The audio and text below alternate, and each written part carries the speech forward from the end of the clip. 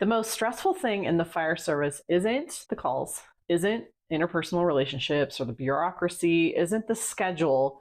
It's actually the perceived threat that you bring to the table. And what's that based on? Your past experiences that you're now pushing into the future. So today we're going to talk about this, how to counteract that natural process of decision making, of anticipation that happens so that you can stay mentally healthy. Welcome, Hotshots, to Firepower X. This is a place where we help you stay one step ahead of stress as a firefighter. My name is Jess. I am a former firefighter and a neuro-linguistic programming master practitioner. What the heck is that? That's a personal trainer for your mind. Now, on this channel, I really want to give you mental performance tools and strategies so you can stay unbothered at work and at home. When we get stressed out, it is coming from our prediction of the situation. Your mind is making the prediction, your body follows suit. So it doesn't matter whether it's a fire or an email from your supervisor. If you're predicting a threat in the situation, your body's going to be like, all right, we're ready to go.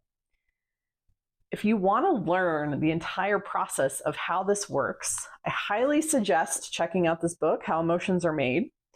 It is dense, it is scientific, but it unravels the process and boils it down to how our brain is wired. Our brain is wired for 10% of incoming sensory information. The other 90% is internal wiring. So it's actually doing feedback loops back on itself. And what is happening in that 90%? It's our predictions, our expectations of what's going to happen next, coming from what we've already learned. We draw from those experiences to predict what's going to happen in the future so that we can stay safe. Most people go through life never recognizing this distinction that 10% of their experience is sensory, 90% is predictive, and they never take control of their own predictions. They allow the predictions to rule over them and dictate their emotions. That's not what we're going to do today. But that is the origin of your stress. So when you're in the middle of a stress response, the interesting thing is if you stop and look around at what's happening right in front of you, 99% of the time, the thing that you are reacting to isn't even unfolding right in front of you. The ability to return to the present moment is what is going to save your sanity as a firefighter. If you can develop this skill between switching between that 90-10 distinction, you're going to be ahead of the pack. I guarantee you. You're going to have a much calmer experience at work, at home, in the moment. You can literally mitigate your own stress by doing this. Ask yourself this question. In those moments where you're having a stress response, stop and ask yourself, is what I'm stressing about in front of me right this very moment? Do I see it, hear it, taste it, feel it, touch it? Answer is no? Okay, then it's just an imaginary scenario. It's in that realm of the 90% that you're reacting to that's actually future casting. What is that? That's, again, anticipation of what's going to happen next. Oh, the budget didn't get approved at work, so now we're all going to be working overtime. They're not going to be able to hire any more firefighters at our department. That's a future cast. Do you actually know that's what's going to happen? Or that when it happens, it's going to be bad? Maybe you make that much more money doing overtime and then life actually improves. So why are you angry about it? Future casting happens to all of us rather naturally, but it's much like weather forecasting. How much cred do you put in the weather forecast? You know that even if they call tomorrow for rain, so many other variables are at play and it could be sunny tomorrow, who knows, or the rain could pass over you.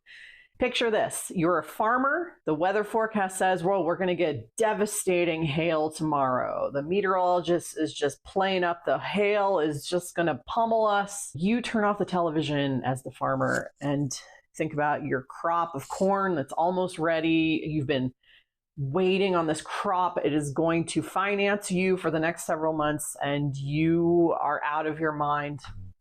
Like, I'm going to be devastated by this hail. You just see in your mind's eye the hail coming down and crushing your crop, and there's nothing you can do about it.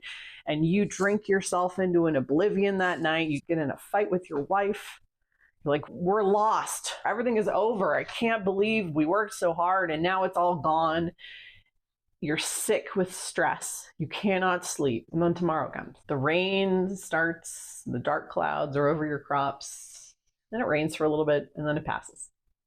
And the hail ends up a couple counties over. But you wasted your time, your energy, you put your relationship with your spouse at risk. You stressed your body out, you drank yourself into oblivion, maybe you smashed a couple of things in the house because you were assuming that the truth was already decided, when, just like the weather, we know that anything can happen. And until you pass through that experience as it's happening, you won't know. So locking yourself into one future, reacting to it as if it is already true, is what causes most people's stress. If you can stop doing that and just acknowledge in the moment of a stress response that there is much more space and capacity for anything to happen, that we can't predict the future, we don't know what's going to happen, that fretting about it right now and letting it bother you to such a degree is a waste of time and energy, that's where you start to take back control of the entire game. This practice is going to build resilience. If you make it a habit of stopping in the middle of a stress response and saying, hold on, is it here right now? Am I seeing it? Do I actually know that's what's going to happen? You develop an extreme resilience for life, and you're actually way more present than in your head losing your shit over some future possibility that may or may not happen.